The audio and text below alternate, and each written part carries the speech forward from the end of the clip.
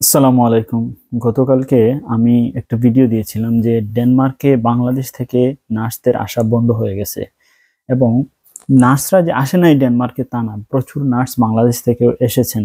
সংখ্যাটা খুব একটা বেশি না হলেও খুব একটা কম না, কারণ আমিও নিজেই ব্যক্তিগতভাবে কয়েকজনকে পেয়েছি যারা বাংলাদেশ থেকে তাদের স্পাউস নিয়ে ডেনমার্কে এসেছেন।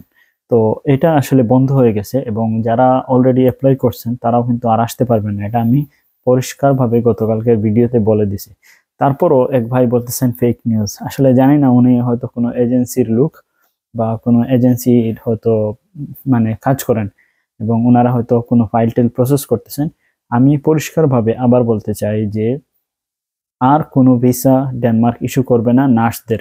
যারা অ্যাপ্লাই করে ফেলছেন তাদেরও রিজেকশন চলে আসবে। তারাও, কারণ তারা বলছে 2026 পর্যন্ত জিরো, একদম বলে দিছে যে শূন্য মানুষজন নিয়ে আসবে। সো এখানে আর আশা করে লাভ নাই। তা এখন অনেকেই প্রশ্ন করতেছেন তাহলে অন্যান্য কাজের কি অবস্থা? হ্যাঁ, অন্যান্য কাজের ভিসাগুলো চালু আছে, কিন্তু আমি যেটা বারবারই বলতেছি, ডেনমার্কের ভিসাটা, কাজের ভিসাটা এত ইজি না।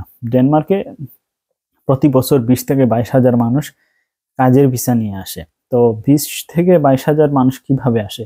ধরেন এর মধ্যে স্টুডেন্ট আছে, স্টুডেন্টের স্পাউস আছে, আবার কেউ কেউ ধরেন বিশেষ করে ভারত থেকে যারা আসে তারা আইটি স্কিল এইরকম ভিসা নিয়ে আসে, ইউক্রেন থেকে কৃষি ভিসা নিয়ে আসে, তুরস্ক থেকে আসে, তারপর নেপাল থেকে আসে, বাংলাদেশ থেকেও আসে। তো বাংলাদেশ থেকে কিভাবে আসে? এখন মনে করেন বাংলাদেশ থেকে একটা স্টুডেন্ট আসলো, স্টুডেন্টের সাথে তার একটা স্পাউস চলে আসলো, সে কিন্তু ফুল টাইম ওয়ার্ক পারমিট নিয়ে আসলো, সেও কিন্তু কাজের ভিসা আসতেছে, কিন্তু সে ডিরেক্টলি কাজের ভিসা আসতেছে না, সে আসতেছে স্টুডেন্টের স্পাউস হিসাবে। তো অনেকেই এটা নিয়ে একটু বা তালগোল পাকান যে বাংলাদেশ থেকে মানুষ যাচ্ছে, আমরা কেন যাচ্ছি না। এমন না যে বাংলাদেশ থেকে খুব একটা মানুষ আসতেছে। 2024 সালে বাংলাদেশ থেকে ডেনমার্কে আসছে 1200 জন মানুষ, মাত্র 1200 জন। তো এর মধ্যে আমি মনে করি 99% হচ্ছে স্টুডেন্ট, 99 ভাগ মানুষের স্টুডেন্ট। কারণ এখানে আপনি যদি একটা কাজের ভিসা, সরাসরি শুধু কাজের ভিসা নিয়ে আসতে চান, তাহলে আপনার মাসিক বেতন হতে হবে 32,000 ক্রোন, যেটা বাংলাদেশের টাকায় প্রায় 5 লক্ষ টাকা মাসিক বেতন।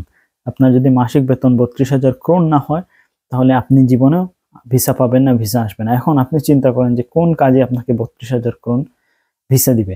এখন যদি আপনার ওইরকম আইটি স্কিল থাকে, যে খুব ভালো আপনি স্কিল, সফটওয়্যার স্কিল আছে, তাহলে অবশ্যই পাবেন। আর যদি মনে করেন কোনো কোম্পানির সাথে আপনার ওয়ান টু ওয়ান কানেকশন আছে, তারা আপনাকে ফাস্ট ট্র্যাক ভিসা দিয়ে দিল, যে তাদের পাওয়ার আছে, বড় বড় কোম্পানিগুলো নিয়ে আসতে পারে স্কিল ছাড়া মানুষজন। তো ওইরকম যদি আপনার কানেকশন থাকে তাহলে ভিন্ন কথা, কিন্তু সাধারণভাবে ইউরোপের বাজারে ডেনমার্কের ওয়ার্ক পারমিট আসলে খুবই কঠিন এবং দিন দিন এই জিনিসটা আরো কঠিন হচ্ছে। আমি আপনাদেরকে বলি,